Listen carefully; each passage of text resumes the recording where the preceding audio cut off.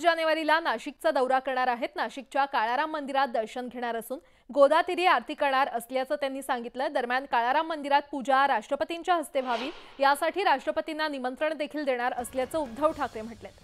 22 जानेवारीला दिवाळी साजरी करा, पण दिवाळं निघालं तर त्यावर चर्चा करा असा टोला देखील त्यांनी यावेळी लगावलाय। कारसेवक नसते तर अयोध्येमध्ये राम मंदिर उभं राहिलं नसतं। मी अयोध्येमध्ये शिवजन्मभूमीची माती घेऊन गेलो होतो, यापुढे देखील अयोध्येला जेव्हा वाटेल तेव्हा जाईन असंही उद्धव ठाकरे म्हटले।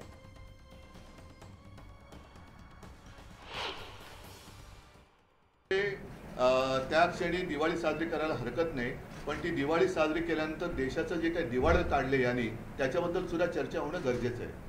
त्याच्यामुळे दिवाळी साजरी जरूर करा, कारण राम मंदिर निर्माण होतंय, पण राम मंदिराचं निर्माण केल्यानंतर जे दिवाळं वाजलेले गेल्या 10 वर्षात त्याच्यावरती सुद्धा खुलेआम चर्चा झाली पाहिजे। कारसेवक आता दुर्दैवाने आपल्यामध्ये नाहीयेत, पण सुदैवाने जे आपल्यामध्ये आहेत त्यांचा तो गौरव आहे, कारण त्यांनी जर का ते धाडस केलं नसतं तर आजचं राम मंदिर झालं नसतं। कारण आज ते ज्या काय घुमटावरती झेंडे लावणारे आहेत ते चढू शकले नसते जर हे तेव्हा घुमटावरती बाबरीच्या चढले नसते तर। त्याच्यामुळे झेंडे लावायला अनेक येतात, पण जेव्हा लढण्याची वेळ असते तेव्हा आपण कुठे होतात हा प्रश्न, त्याचं उत्तर कोणाकडे नाही। आज जे तिकडे झेंडे लावतात त्यांच्याकडे। अटल सेतू, नाव अटल सेतू, पण अटलजींचा फोटोच नाही।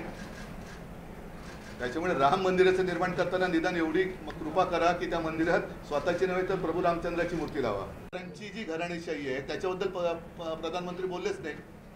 ती घराणेशाही चालते का? म्हणजे गद्दार असतील ते लोकप्रिय आणि त्यांची घराणेशाही त्यांना प्राणप्रिय, तर हा सगळा बोगसपणा आहे। पण घराणेशाहीबद्दल एखाद्या घरंदाज माणसाने बोललं तर बरं। मुख्यमंत्री एकनाथ शिंदेंनी उद्धव ठाकरेंच्या टीकेचा समाचार घेतलाय। काही लोक